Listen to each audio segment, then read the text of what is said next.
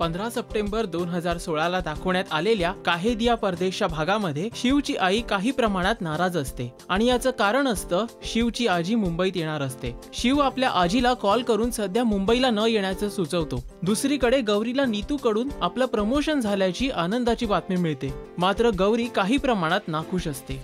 गौरीचे वडील गौरीच्या आईला तिच्या नाराजीचं कारण विचारतात आणि या सगळ्याला शिव कारणीभूत आहे की आपलंच कुठेतरी चुकते असा प्रतिप्रश्न सुद्धा करतात। गौरी आणि तिची आजी सोसायटीच्या आवारात फेऱ्या मारायला आलेली असताना त्यांना शिव भेटतो।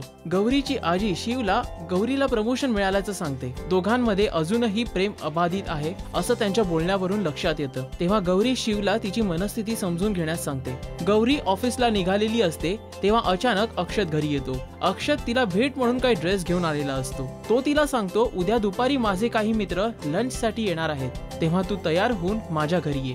मात्र गौरी त्याला ऑफिसमुळे ते शक्य नसल्याचं स्पष्ट करते। तेव्हा अक्षत गौरीला जॉब सोडून देण्याचं सुचवतो। गौरी देखील मी आजच माझा राजीनामा बॉसकडे सोपवणार असल्याचं निमूटपणे सांगते। गौरीच्या या निर्णयानं तिचे घरचे तिला पाठिंबा देणार की अक्षत जे काही सांगतोय ते बरोबर आहे आणि त्याचंच पुढे ऐक असं सांगणार, हे जाणून घेण्यासाठी पाहत रहा या मालिकेचे अपडेट्स फक्त राजश्री मराठीवर। नमस्कार, मी अलका कोमल आठले बोलते।